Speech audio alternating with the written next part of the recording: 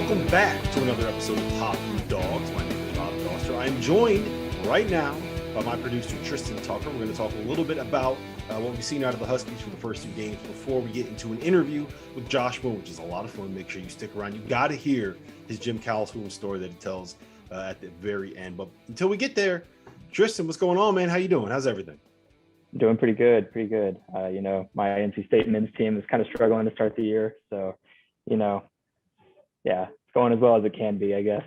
Yeah, well, you got a new second favorite team that you can follow since I'm making you watch all of the UConn games this season. Absolutely. Come on and talk through it with me a little bit. So I guess overall, what are your kind of impressions from the first two games? Yeah, they've looked really good. Obviously they played lesser opponents, so that's bound to happen. But obviously really encouraging things from the start.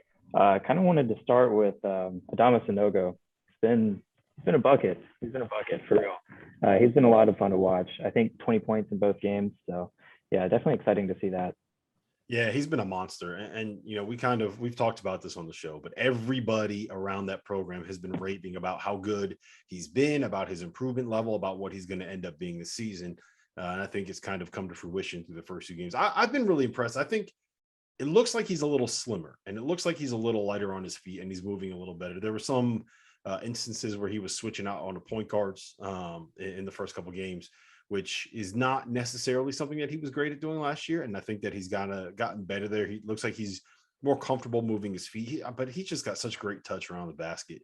I've been very pleased with that so far. It'll be interesting to see what happens as he kind of goes up against bigger opponents. He's not one of these 7'2" monsters that are out there, but I do think he's a little bit more skilled than I think I realized he was stepping away from the basket. So we'll see what happens there. The other guy I've been impressed with is RJ Cole. And, we should have expected this out of him. We got the cold-blooded merch on right there, but he's just so good and so underrated. Now he also is probably like 5'10" on a good day. So it's going to be interesting to see what happens when he goes up against some kind of bigger opponent. Specifically, Seton Hall comes to mind. But I got to say, after the first two games, I saw a stat. I don't know if this is true. I think I saw it on Twitter, so I'm just going to go with it. But this is the first time in 2 decades that UConn has won their first 2 games of the season by more than 35 points. And that kind of, the hype might be justified for this group. Yeah, I think so, definitely. And going back to Cole in particular, I really liked the fact that in the first game, he shot lights out. I think he was like 3 for 3 from deep, was really great at shooting the ball. Second game kind of tapered off a little bit from the shooting, wasn't as hot, but then he found a way to move the ball. I think he finished with 6 assists that game. He's just a great floor general, great leader to have. Yeah, you mentioned the shooting. There's no way that it's going to continue here, but they're shooting 42% from 3 at this point. That is with the guy that we all thought who was going to be their best shooter. Tyler Polley is 1 for 7 on the season. Now, wow. The regression monster is going to eventually end up catching up to them, but to me, that is that's the make or break stat, I guess, the swing stat or however you want to phrase it. If they're able to make enough threes that forces defenses to come out and allow Adama to go one-on-one, that's the sweet spot. We see it. I make this comparison a lot, but we see it a lot with Purdue, right? Where when they have great shooting and one big monster at the 5, that you can kind of force teams to have to make a decision. Are you going to go double team? Or are you going to risk it and let him go one-on-one in the post? A lot of times we see him go one-on-one in the post, and we want that for Adama, right? I still think that's probably the best way for UConn to get their points. So, the shooting, it's been impressive so far. We'll see if it lasts once they get kind of against tougher competition. And I guess, that's kind of the theme of the whole first 2 games, right? The first week of the season for UConn is, you look great, but it's Coppin State and Central Connecticut. We're not going to get a real feel for what this team is until next Wednesday when they get to the Bahamas and they have to deal with Auburn and they have to deal with Bruce Pearl. And we'll talk more about that game as we get closer to that actual matchup and more about that event as we get closer to it. But I don't know how you can be anything other than positive after the way this started. I'm sure Dan Hurley will find a way to let his guys know that it's not perfect yet, but I don't know how you can be anything other than optimistic after what we've seen. Yeah, you're seeing great things from like just top bottom of the roster. One guy that also stood out to me that I'm liking a little bit, somebody I liked entering the season, especially Cook. Yes. I really like how he's playing. He's kind of showing some aspects of his game that I didn't really I mean, I obviously didn't follow the team as closely as I am now, but he's something like 3 for 4 from deep, which I just didn't think he had in his arsenal. Cool to see. Yeah, I mean, just super physical, athletic player. Super excited to see like what he can do, especially if that's a guy that's coming off the bench too for this team. Yeah. Yeah, I mean, it just when if he's making shots and Isaiah Whaley's making shots and you can kind of play them together at times, all of a sudden this team gets really long and really athletic when you consider how long and athletic Andre Jackson is and the way that you can play Tyrese Martin at the two. And we still haven't seen Jordan Hawkins yet. You know, and Samson Johnson, he's a guy, Hurley keeps referring to him as wall potential throughout the preseason, which, you know, obviously is a reference to being on like the Hall of Fame for UConn. And we haven't really seen much out of Samson yet. And, you know, of course, Jordan Hawkins hasn't played, but those are two guys that I do think allow you to kind of see a progression during the season itself, right? Because they're only going to get better as they kind of mature and get used to playing at this level a little bit. I will say one thing, though.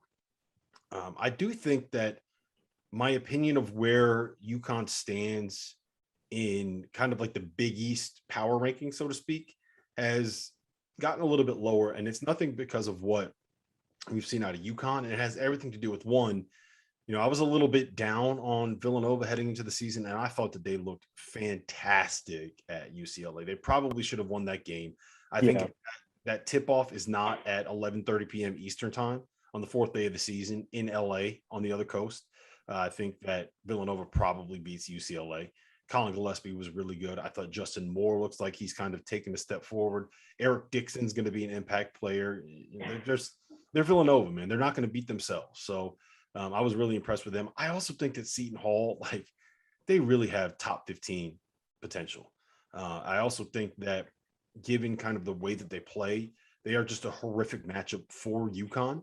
You know, RJ Cole, as you mentioned, he's 5'10", 5'11". There's going to be times when Seton Hall is rolling out lineups 1 through 4 that they're 6'7" with 7-foot plus wingspans, and then 7'2" Ike Obiagu in the paint. I think it's very difficult when you have a smaller initiator like RJ Cole and a 5-man that isn't a stretch 5. Like, that is, you really need size, you really need length, and you really need someone that can pull the big guy away from the basket. Otherwise, all Seton Hall is going to do is what throwback UConn teams did. They're going to overplay you. They're going to pressure you. They're going to force you to drive to the paint, and they're going to have that 7-2 monster waiting at the rim. So I really do think that Seton Hall has the potential to be a top 15 Final Four caliber team this season. We'll see if it all plays out. It never does with Seton Hall, but they have a lot of potential. And I could see a situation where it's like UConn ends up finishing a game behind Seton Hall in the Big East standings because Seton Hall beats them twice. But I also think that UConn is the kind of team that matches up better, just generally speaking, in terms of some of the other teams. So I think it might be a situation where UConn's a better team, but they can't actually beat Seton. Am I making sense when I say that? Yeah, absolutely. I mean, I like that take a lot. Seton Hall's a team I liked entering the season. I kind of think they didn't get enough credit entering the year. So I definitely like that take. But yeah, I mean, like you said, when they take on Auburn next week, that's going to be the true litmus test of where this team really is and what they can be. Obviously, you know, you're going to see a lot that you like when you're playing some of these teams. You got this, you know, 40-point margin of victory for both the first 2 games. So you're obviously going to like a lot of what you see. But yeah, the real litmus test starts next week for sure. Yeah, the one other thing I do want to note is, I mean, St. John's has been about what we expected, and Xavier, they've won twice. I'm not going to fully buy in on them until we see what happens with Zach Fremantle, but I do think the top 5 of the Big East is good. Butler's 3-0, which is always a positive, but man, Creighton's a mess. They were down big to Arkansas Pine Bluff, and I don't even remember who they played. I think it was Kennesaw State. So they had come from behind wins at home to beat those 2 teams. They're young, but that's a little much for me. Georgetown lost at home to Dartmouth in their opener. DePaul is DePaul. We don't even really need to pay attention to them. So if this league is going to get more than 5 bids, we need Marquette to do things like beat Illinois at home on Monday night. You'll be listening to this after that game happens, so it's going to sound like we're smart or dumb. We're going to need Providence to do things like go into Wisconsin and at least put in a performance. That happens again on a Monday night. So seeing how this team kind of plays out in the Gavitt games is going to be really interesting, so to speak. But I I'm concerned about what the bottom of that conference is going to end up being and how that will impact kind of the league's overall computer numbers. You know, part of the reason why the Big 10 and the Big 12 always have great computer numbers is there's never a bad team in the league. So you're always just kind of the rising tide lifts all ships, so to speak. So yeah, I agree. We'll see. All right. Well, listen, we'll have a lot more to talk about with current games once there's actually games that are really worth talking about. It's not just us trying to force something to give you guys the content that you want to hear. So let's get into that interview with Josh Boone. Thanks for joining me, Tristan.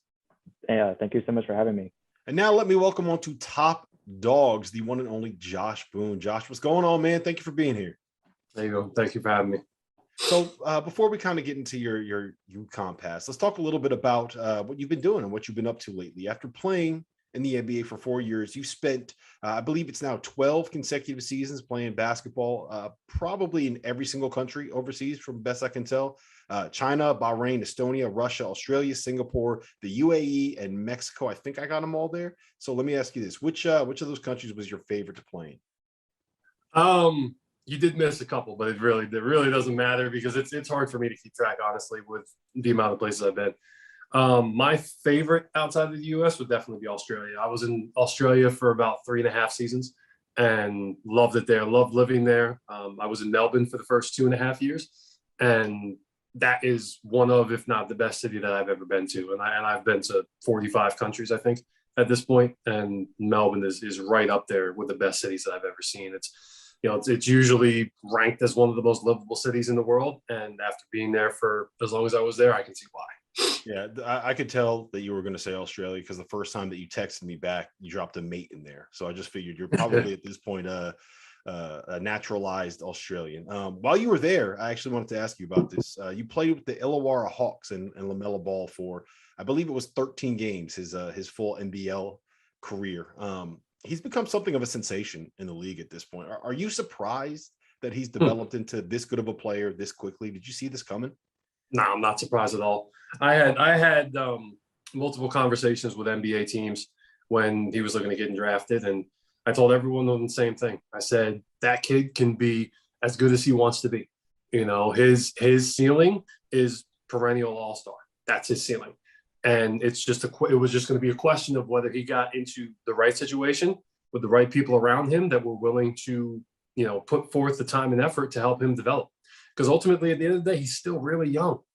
I think he turned 17. No, he turned 18, I think, when he was with us. Yep. If I'm not mistaken. So, he is super young in terms of his development and in terms of his basketball growth. He still has a long way to go, but he's already showing flashes. He is probably the one person I've played with that has the highest ceiling, the most potential out of anybody. And I've played with some of the best players to ever play this game. So he's got a chance. He's got a chance to be something very, very special. I've always said that it's his basketball IQ that sets him apart. Like I watched every single game that he played in the NBL, and some of the passes that he makes, some of the reads that he makes, the understanding that he have, it's beyond. I call him a basketball genius. He's a basketball savant. I don't think he gets the credit, because of who his dad is and kind of what his past is and the whole ball in the family thing. It feels like people don't understand. Like this dude, he's a basketball genius, right? Mm-hmm. Yeah, he's a very, very intelligent basketball player who is constantly learning as well, who's not afraid to ask questions and try and make himself better. In terms of just reads, it's just something that seems to come very naturally to him. Passing is clearly the best thing he does. Yes, he can score. Yes, he can handle the ball. But at the end of the day, he is a great passer. There were times when he was with us that I found he would try to force things a little bit because he sees everything. But unfortunately, he didn't realize that just because you can see it doesn't mean that the pass can actually get there. So occasionally he would, try to force things and turn the ball over. But at the end of the game, he still has, 8 assists and 3 turnovers. So you can't really ask for much more out of your point guard. Yeah, so I'm assuming you liked him pretty well as a person out there. What was he like as a teammate? He's a great kid, man. He really is. He, like you said before, he gets a little bit of a bad rap because of who he is, because of his family, because of, what you see on TV. But at the end of the day, the kid he's just an 18-year-old kid. That's what he is. He's extremely humble, quite honestly, given what he has, what he's come up in, the fact that he is known by millions and millions of people, can't go out as a kid without people coming over to him and trying to swarm him for autographs and pictures. We saw that over in Australia. So, I kind of put myself in his position, and I was like, what would it be like if I was there at that age? I don't know how I would handle it. And I think he's done a brilliant job handling it so far. Yeah, so that's a good segue into kind of what your recruitment was like coming out of high school. Because if I remember correctly, you didn't really get identified as that kind of like surefire top 50, 4-star, whatever, like high major recruit until a little bit later in your development, right? It was kind of, yep. I want to say maybe your junior year. Am I making that up? That people started realizing, hey, you know what, this kid, the kid from Sykesville might be pretty good. Yeah, it was junior year. And actually, so the way UConn found out about me, they hadn't seen me. And there was a coach, I think it was in between my junior and senior year. I went to Eastern Invitational basketball camp. And there was a coach there from a smaller school, I think in Connecticut. Not to cut you off real quick, but to give people a little bit of an idea of what Eastern Invitational was, I was at that same camp that you were at. I think it was week 2 at the College of New Jersey, right? Yeah, it bounced around. It was there. It was at Robert Morris. It was a couple of different places. Yeah, so I was at the Eastern Invitational as well, and I played Division III basketball. So it was that we're not talking about the 5-star camp when we're talking about Eastern Invitational. No, that definitely not. This is not a camp that you usually see big time guys going to. They go to Adidas or they go to Nike or they, even 5-stars, kind of similar vein of Eastern. At least it was when I went. So, I was at that camp, and there was a coach from a smaller school that saw me, and he actually called one of the assistant coaches at UConn by the name of Clyde Vaughn, the guy who ended up recruiting me. And he told Clyde, he's like, look, there's this kid at Eastern right now. He was like, this kid is very good, and I am not going to be able to get him, but you should come and see him before it's too late. And of course, Clyde's like, the guy's 3.5 stars or whatever he is. Like, why am I going to waste my time? And the other coach was like, look, you have to come and see him. So Clyde came and saw me at an AAU tournament in West Virginia. And as soon as he saw me, he called Coach Calhoun and told Coach Calhoun the exact same thing that the other coach told him. It was like basically the same conversation happening all over again, where Calhoun was like, oh, he's 3.5 stars. Why am I going to waste my time with him? And Clyde's like, look, you need to come and see this kid. And I think Coach finally came to see me at Nationals down in Florida. I believe that's where Coach actually saw me the first time for himself. So that was, in this business, people talk. And thankfully for me, these coaches talk to each other and happened to, this guy happened to tell Clyde Vaughn that I was somebody that he should look at. So I was told to ask you about how Lou Perkins on your visit to UConn was the guy that sold you on going to the school, and like a week later he ended up leaving for Kansas. Is that true story? I don't know that Lou was the one that sold me. I think Emeka Okafor was the one that sold me. But I remember Lou was there, high flying Lou. He was cool when I met him. He was definitely cool. It was unfortunate that he bounced right away to Kansas and took our strength and conditioning coach with him. But I understand, money is money, and that's what this business is about at the end of the day. People tend to forget a lot of times that sports are still a business. And, all of us want to make the most money as we can, and he found himself a better deal. So, good for him. I could never be mad at him for taking it. Honestly, it's kind of funny because so he ended up at Kansas. When I was getting recruited, at the end of the day, it was between UConn and Kansas for me. And I was very, very close to going to Kansas, like very close. Roy Williams came to see me at my prep school. And after he watched me practice, we went to a meeting, and he had the scholarship papers with him, and he put them down right in the middle of the table and said, look, I'm not going to tell you that you need to sign these. These are the scholarship papers. They're here if you want them. And he proceeded to sell me on the University of Kansas. And an hour later or so, I'll be damned if I didn't really want to sign those papers. But I didn't because I knew I had a visit coming to UConn. I think it was the next weekend. So I wanted to make sure that, I saw both of them and I could really make the best decision possible. But if I would have ended up at Kansas, Roy left Kansas that year as well, and he went to Carolina. So it's just very interesting, to kind of tie it all together. When I was growing up, UConn and North Carolina, those were my two favorite schools. Mm-hmm. Those were the schools that I wanted to go to when I was younger. Those are the schools that I always watched playing on TV, et cetera, et cetera. So if I would have ended up going to Kansas, Roy left and went to Carolina that year. I would have left and went to Carolina with him. And Carolina won the national championship my sophomore year. So no matter how I did it, I would have A, ended up at one of my two favorite schools, and B, won a national championship. It just I think I speak for everybody in the state of Connecticut when I say that we're very glad you made the decision.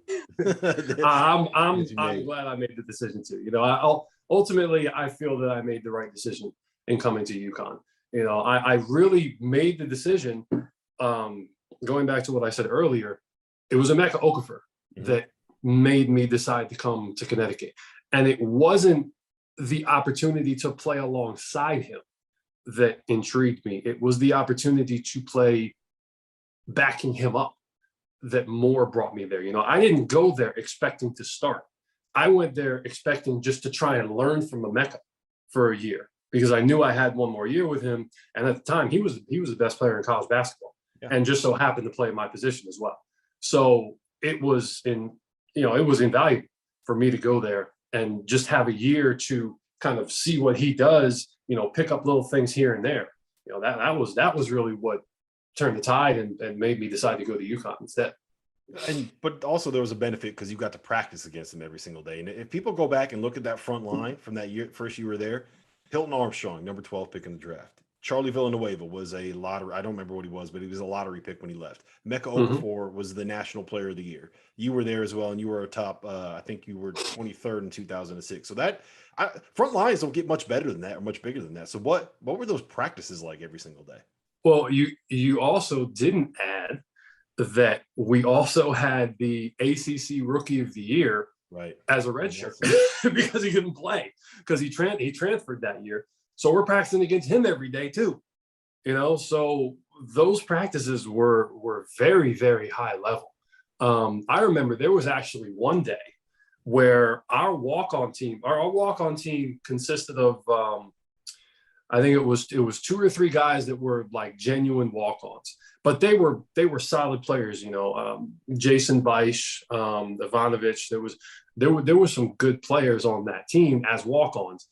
And add to that, Ryan Thompson, who was one of my roommates and was a recruit from Australia, from Gold Coast, and Ed Nelson. And there was one practice where we actually had to stop practice because they came down, they turned us over, they threw like an outlet pass, one more pass, and then they threw a lob from like half court, and somebody went up and dunked it. I don't know if it was Beisch or if it was Ed. But we literally had to stop practice at that point because, like, you don't see scout teams doing that. You don't see walk-on teams doing that. Our scout team probably could have beaten 2/3 of the teams in the country. That was how good they were. All right, so I have to ask about the 2004 title run, and specifically, it was the comeback against Duke that really stands out to me. I think it stands out for everyone that's a UConn fan. Second half, you guys were down pretty much the entire half. I think you got down by as much as 11. So what's going through your head as all of that is happening? I think you were in foul trouble. Emeka was in foul trouble. It felt like the entire front line was in foul trouble. Like how is that second half playing out in those huddles, in that locker room, kind of in the timeouts? Well, honestly, we were kind of happy to be in that position considering what happened in the first half where Emeka gets his second foul, I think 5 or so minutes into the game. And Coach Calhoun always had a rule. If you get 2 fouls in the first half, you don't play for the rest of the first half. And clearly, based on the fact that it was the NCAA Player of the Year and the Final Four, he doesn't change that rule. So he benched him for the next 15 minutes. So it was Charlie, Hilton, and I, for the most part, out there trying to contain one of the best front lines in all of college basketball. So we weren't overly disappointed in the spot that we were in. And we've been down before, we've been down before and came back in games. So, we had the utmost confidence. Plus, we had a guy named Rashad Anderson that, doesn't know the meaning of not being confident. And he came down and hit a couple of really big shots late. But yeah, down 7, 2.5 minutes left against a Duke team that doesn't lose leads. That's a tough place to be. And I think that just shows how good of a team we really were, that we were able to come back in that situation and win. Yeah, it was the mental strength to kind of come back from a situation like that. Last play, maybe not the last play, but there's 44 seconds left. You're down 75-74. Take me through what you remember from that possession, because I don't know how many people actually remembered how vital you were in getting that go ahead. We'll just call it the game. I don't remember who actually shot it first. I don't remember who took the first shot. It may have been Ben. It may have been Rashad. I'm not totally sure. I just remember it was Mecca. Oh, Mecca took the first one? Okay. All right. So Mecca took the first shot, and then there was a lot of us going for the rebound. I ended up getting a hand on it and tipped it back, and Mech was able to grab it from there, turn around, and put it back in. So we went up 1, and we never let the lead go at that point. There was another play earlier on as well where there was a loose ball in front of their bench, and there was a bunch of people going for it. I ended up diving on it, and we got a timeout and saved the possession. And that was a pretty big play as well. Because people always ask me about the tip, but not a lot of people actually remember that play either that really saved the possession, because that got us the ball back. I think you were down 3 at that point. There was like a minute and 45 left. Yeah. That was a big one too. So do you take credit as the hero, right? Do you make sure to let Emeka know that you don't hit that game winning shot? You don't get that glory if I'm not there to make the tip? Absolutely not. Absolutely not. No, I just happened to get my hand on a ball that was up in the air, and it just happened to come close enough to me that I was able to tip it, and he did the rest. Before we move on, let me tell you guys a little bit about our partners over at BetRivers Sportsbook. If you haven't signed up for BetRivers yet, now is the time, because they are offering a $250 match bonus for your first deposit. But what sets them apart is that they require just one playthrough to turn your bonus into cash money. With their Rush Pay Instant Approval, withdrawing your winnings is safer, it's more secure, and it's more reliable. Now that basketball season is tipping off, get in on the action at betrivers.com today, or by downloading the BetRivers iOS app. You must be 21 years or older. If you have a gambling problem, call 1-800-GAMBLER. And while I got you here, let's talk about the Field of 68 Media Network, where college basketball matters most all year round. This is a digital media and podcast network that we've been building over the course of the last year. We have shows hosted by some of your favorite players covering the program that they love the most. AJ Guyton hosts the House of Hoosier. Eric Devendorf covers Syracuse on the Scorer's Table. Dan Dickow hosts the Gonzaga Bulldog broadcast. We have Florida's Patrick Young and Duke's Andre Dawkins and North Carolina's Shammond Williams and Michigan's Stu Douglas and Illinois' Deion Thomas. The list goes on and on and on. We have more than 30 shows right now. So hit the links below and check them all out. And while you're at it, make sure that you go check out the Field of 12 Media Network, your home for college football. All right, so let's talk about that 2016, because I always tell people that's one of the 5 best college basketball teams that didn't win a title. You had 4 first-round picks on that roster. You had 5 guys get drafted. That doesn't include Rashad Anderson. That doesn't include Ed Nelson. But it just felt like in March, it just kind of you guys hit your lull at every team has a lull during a season, right? It just felt like you hit your lull at the wrong time. Am I right there? Yeah. When we won the championship my freshman year, we were playing our best basketball going into the Big East tournament. Mm-hmm. And we've seen over the years with UConn teams, when they win the Big East tournament, they have a very good chance to win the NCAA championship. Whereas with us, it was kind of the opposite. We played really, really well earlier on in the year. And as the year went on, we just kind of tailed off a little bit. And we really struggled throughout that entire tournament. It was tough sledding for us in pretty much every game. And, as hard as we played, we were still lucky to get out of that Sweet 16 game against Washington. You know, Brandon Roy and them, they took us to the absolute limit. And if it wasn't for Rashad hitting a pretty incredible shot with about 3 or 4 seconds left, we don't win that game either.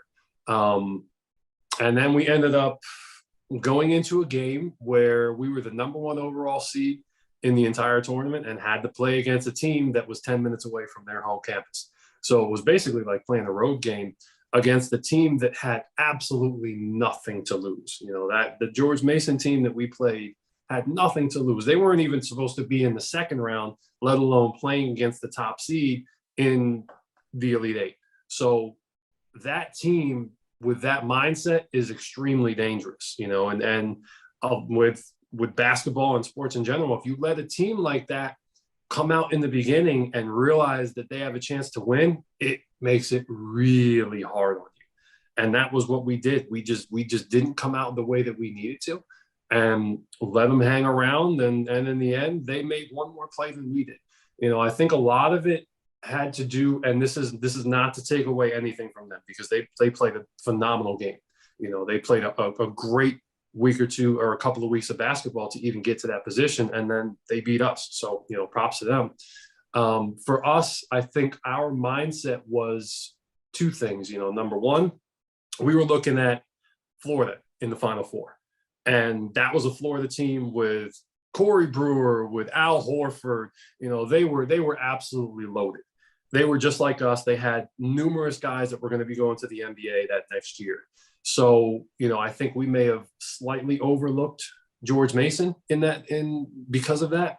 And the other thing too was that we had a lot of guys that were going to the NBA the next year. So I think our minds were on that a little bit as well. You know, and when you're not totally focused in this game, it can cost you, and it cost us that night. How do you look back at that loss now? I mean, it's one of the from a big picture standpoint, it's one of the best moments in college basketball over the course of the last 20 years. You got an 11 seed knocking off the #1 overall seed to get to the tournament. It's a great moment. It's what makes college basketball special, and it also came at your expense. So how do you balance that? Are you disappointed by it with the benefit of time? Like, how do you look back at it?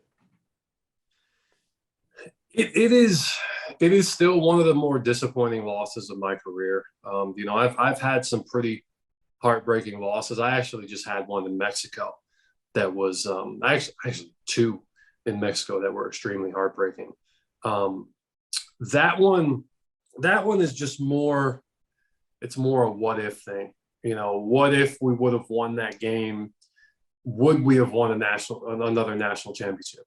And there's a good possibility that we could have, just because of the immense amount of talent that we had on that team. Am I upset about it? Nah, I wouldn't say that I'm upset. You know, you lose games all the time. Like, I've lost hundreds of games over my career. But it is disappointing in a sense of what could have possibly been if we had won that game, if we had really sat down and focused and said, you know, we need to beat this team and then we can worry about everything else. That is where the disappointment lies for me. Right. All right. So I'll get you out of here, but I got 3 quick hitters before we call this one a wrap.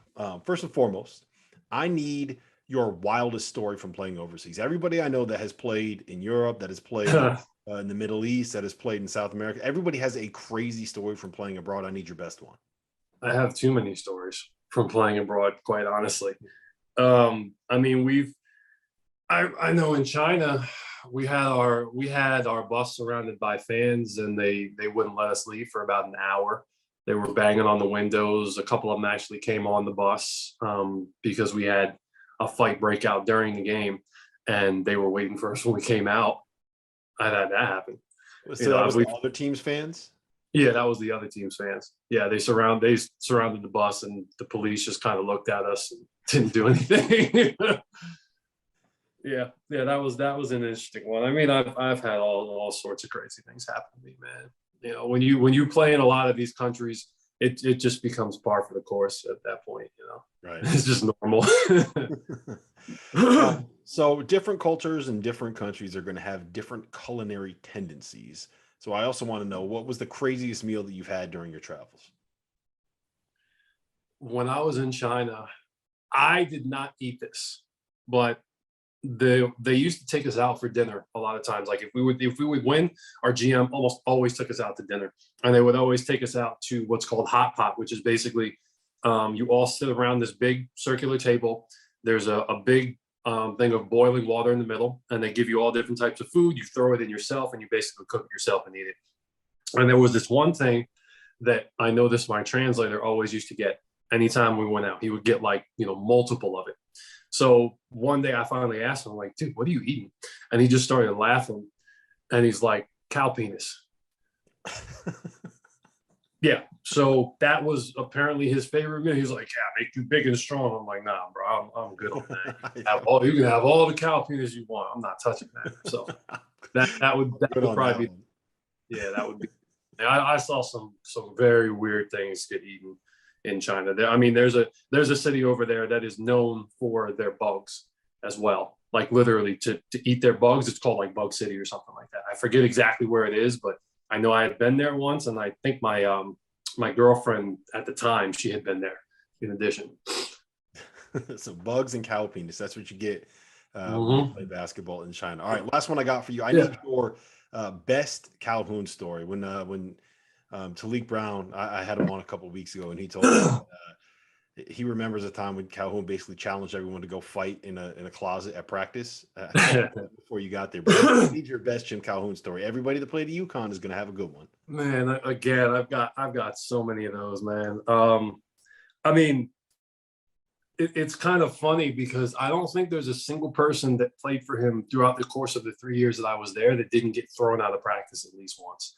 I got thrown out of a couple of practices. I actually got thrown out of a practice just because I was injured, because I sprained my ankle, and then we were running suicides, and I literally had to like dive. Like I refused to give up. So I like dove across the line to try and make the time. And I guess that wasn't good enough for him. So he basically told me to get the hell out of his gym. But the funnier one was actually he threw one of our walk-ons out of practice one day. A guy by the name of Marty, we called him Bar Fight, because he came to practice one day with a black eye. So he was Bar Fight from then on. But he threw Bar Fight out of the practice, and Bar Fight was like so frazzled that he like started sprinting off, but he sprinted over to the door that was locked. And everybody knew that door was locked, but he like sprinted to that door at the far end, and then realized it was locked and had to sprint all the way across the court again to the opposite door. So that was hilarious. But the story that still sticks out in my mind about Coach would be we were playing Miami at home my freshman year. And for some reason, Coach was crazier than usual. And I remember there was a time where he took Ben out of the game. And Ben went over and sat on the bench, and they started arguing. And at one point, Coach looked at the security that was standing behind the bench and told security to escort Ben Gordon out of the arena. And then less than a minute later, came back down and said, Ben, go get in the game, and put Ben right back in. So he went from trying to actually get him escorted out to putting him right back in the game within a span of maybe 2 minutes. Yeah, that sounds about right, man. Sounds about right. Well, listen, Josh, this has been great, man. This has been a lot of fun. I appreciate you joining me on here. I'm going to hit you up again, try to get you back on at some point. So yeah, absolutely. More than one. More of those Calhoun stories. So thanks for being on, man. I appreciate it. Yep, no problem.